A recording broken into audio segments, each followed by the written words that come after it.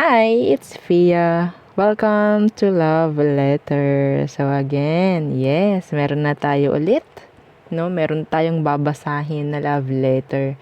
Anyway, bago tayo mag-start, kung hindi ka pa nakakapag-subscribe, please do subscribe. Yes, and hit the notification bell para lagi po tayo maging updated sa mga love letter na ating babasahin dito. Syempre, malay mo, love letter mo na pala ito.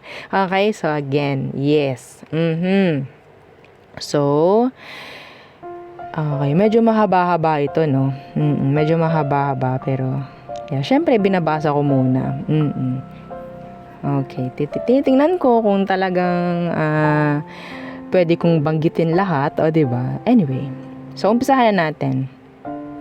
So, itong love letter na to ay galing kay Miss T, okay, ng Tarlac. Okay, sumusulat siya kay B ng Tarlac din. Okay, Mr. B ng Tarlac. So, start na natin yung kanyang love letter. Basahin na natin. So, sana marinig ni Mr. B ng Tarlac itong message ni Miss T ng Tarlac din. Oo. So, let's start. Dear Love, hindi ko alam kung paano ko sisimulan ang mensahe ko para sa'yo. Pero gusto kong simulan ito sa mga salitang mahal kita, mahal na mahal kita, at kailanman ay hindi magbabago yun. Ikaw yung tamang tao sa maling panahon. 21 years ago, crush na kita. I was just 16 years old back then.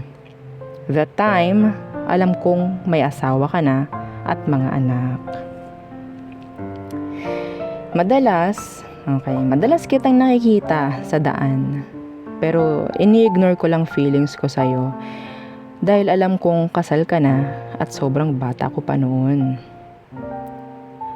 Hanggang sa nakagraduate ako, nagtrabaho at nagkapamilya na din at nagkaanak. Fast forward to August of 2024, we started chatting with each other. You thought I was a single mom. That's why you started courting me. At inamin ko naman sa'yo na may asawa ako at okay kami ng asawa ko. At walang anumang problem sa family. Okay, sa family, subalit ikaw ay kasalukuyang damaged. Broken family at alam ko naman ang dahilan kung bakit. We used to chat with each other. Ikaw mismong nag-confirm na tayo na. That's August 14, 2024. Dahil alam nating bawal ang relasyon natin, patago kita kung i-chat. Hindi man nagkaroon ng chance magkasama tayo ng mahabang oras.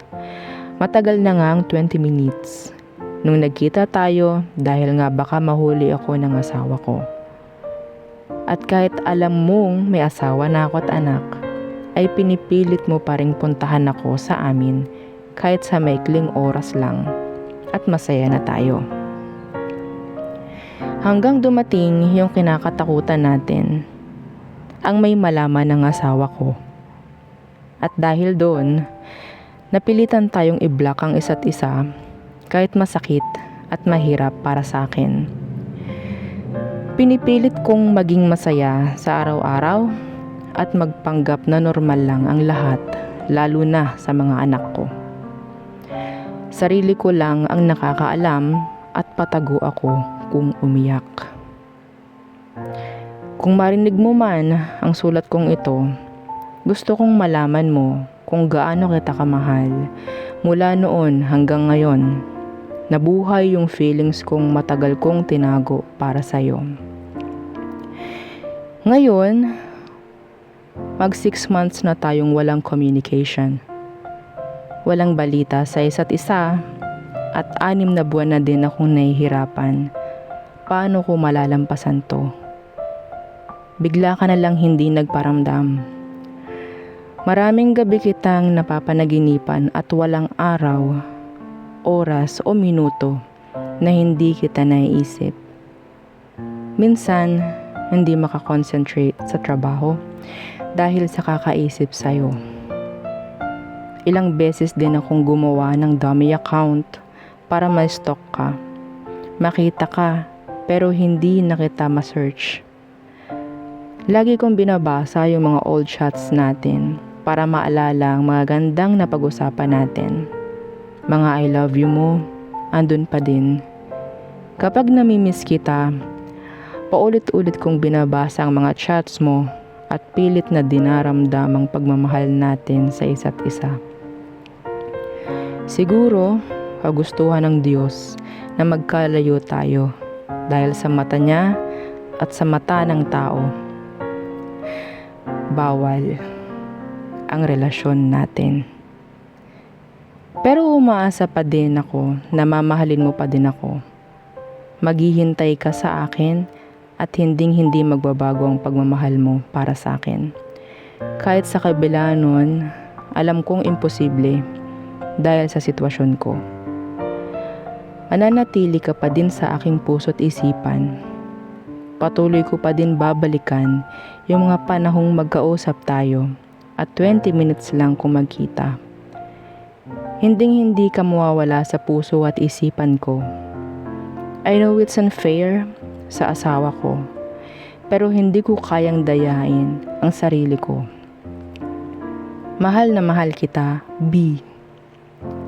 At umaasa pa din ako na magkikita ulit tayo at sana magbiro ang tadhana na magkausap ulit tayo sa social media account.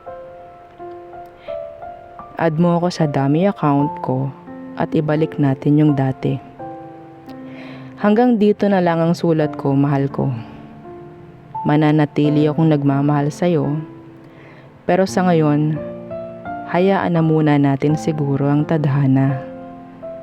Sana kapag pwede na, pwede pa. Mahal na mahal kita, love. Sulat galing kay T ng Tarlac. So, okay. So, yes. So, ang heavy. O, diba? Ang bigat. Yung mga ganitong mensahe, alam nyo, lalo yan, yung mga ganyang situation, yung wala kang mapapagsabihan. Maganda talaga is, talagang nailalabas mo yung emosyon, ano? And, nagiging burden yan eh. Pabigat, pasakit sa sarili kung hindi ilalabas, kung hindi ikukwento. Okay? So, yeah. Mabuti tayo ay nakagawa ng ganitong, 'di ba? Ganitong channel para sa mga tao na talagang walang mapagsabihan, walang mapagkwentuhan. Like nagbabaka sakali marinig din ng tao yung mga gustong sabihin ninyo. Okay? So, yeah. Nakakalungkot. Oo, nakakalungkot yung mga ganong situation. Pero yes, 'di ba? Sabi nga, sana kapag pwede na, pwede pa. Oh, it's so lonely, it's so sad.